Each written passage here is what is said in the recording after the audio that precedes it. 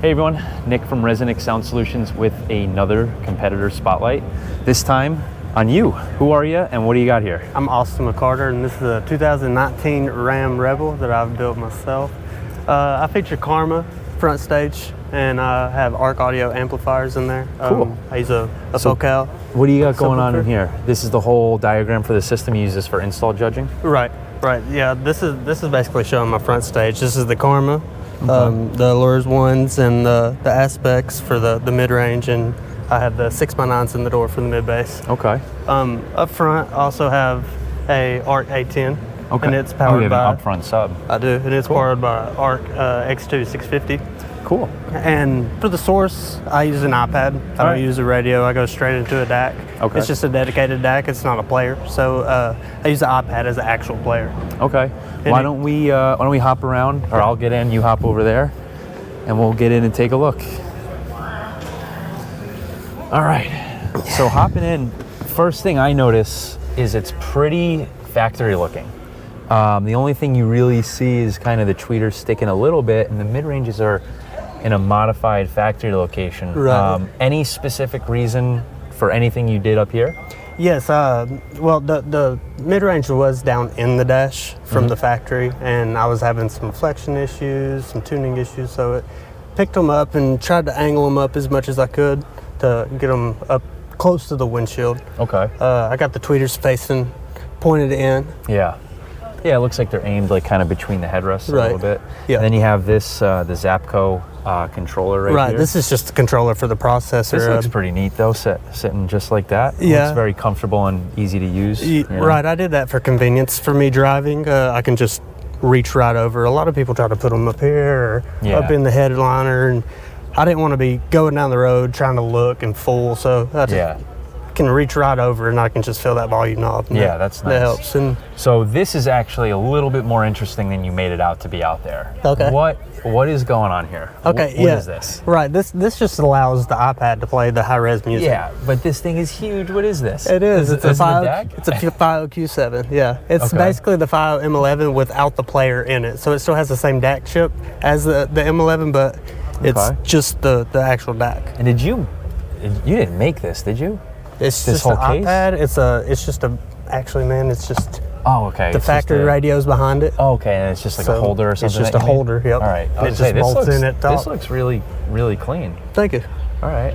So, 6x9s you said in the doors. Right. So, how do they? How do you like those 6x9s? I've been hearing a lot about them this weekend. I do. I really like them a lot. I do. Man, they've played pretty well.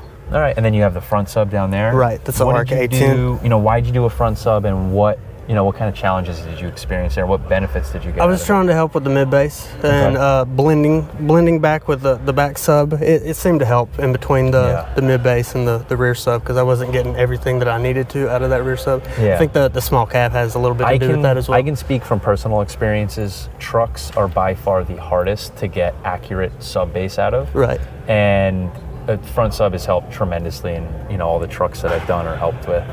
So yeah, I fully agree with you there.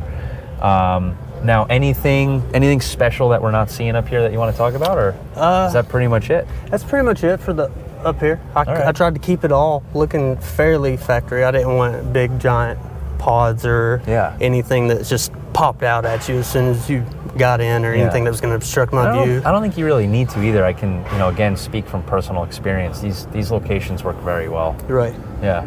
So what do you got going on back here? I see that you deleted part of your rear seats. I did. I deleted my rear seat over here, and I just built an amp rack right back into it. And this looks really clean. Thank you. Yeah. You did this all yourself? I did. I built every bit of it myself. Do you work for a shop, or you're just a hobbyist? I'm just a hobbyist, man.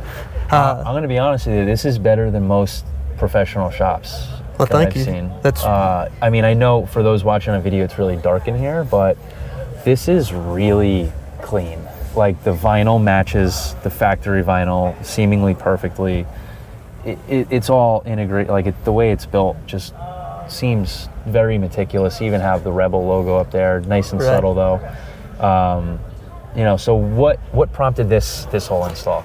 Well, why delete part of your seat? I think I know the answer to that. Just for space. Just for space. This is a quad cab truck, so it's already smaller. Either. I know. I don't have any kids. It's just me, my wife, and animals, and my animals don't get in here either. So cool. So I just.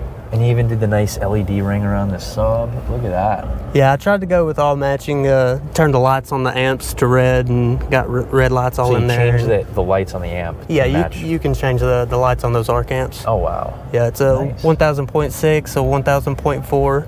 So let me ask you, how long have you been doing this? Because you seem pretty young also. How old are you? Yeah, I'm 29. Yeah. Jesus, you're younger than I am. I guess I've been doing this for... It took me 2 years to build this truck, basically. 2 years of your spare time? Just spare time, and this is actually like the fourth version, I'd say, of this, because I've ripped stuff out, tried new things, and... So how did you...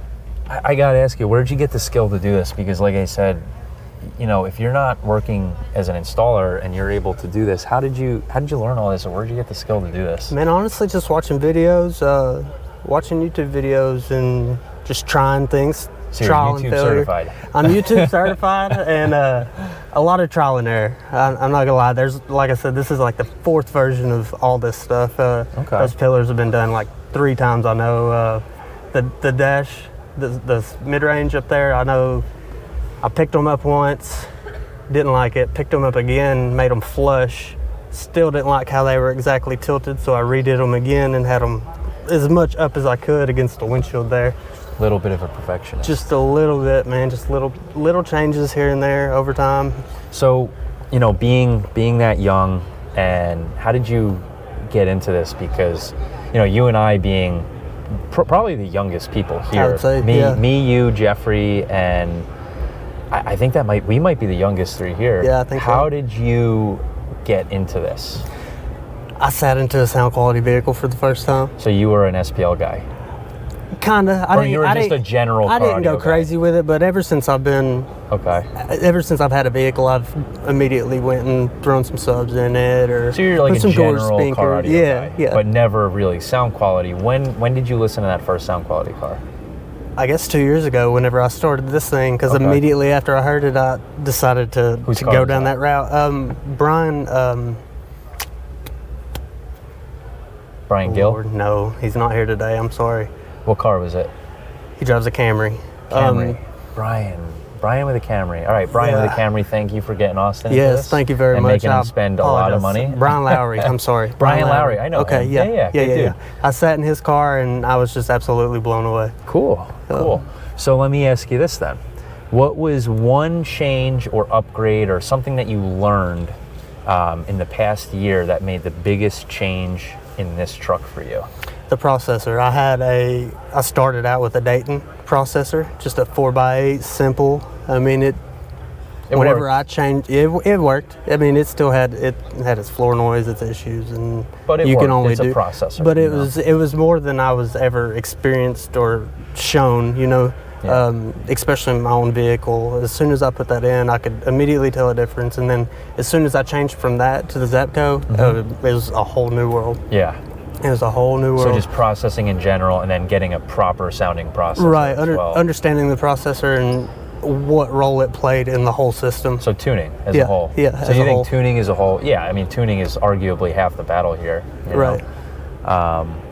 Cool. Now, is there, again, you know, being so young and now you're fully into this, is there anything you would tell anyone who's watching these videos to, you know, maybe, you know, give them an idea of what it's like here, or, you know, maybe to come out and check this out? You know, what do you think? Yeah, man, it's a great environment, great people.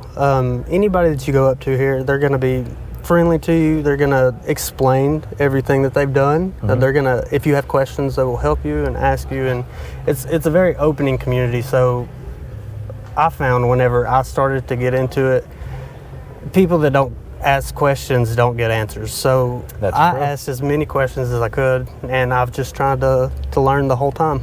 Cool. Any thank yous for anyone, or anything else you want to say? Huge thank you to Mike Myers, man. Yeah, that dude's awesome. Yeah, huge thank you to Mike Myers, and he's sitting right over there. Yeah, we see you, Mike. Sound Team 6.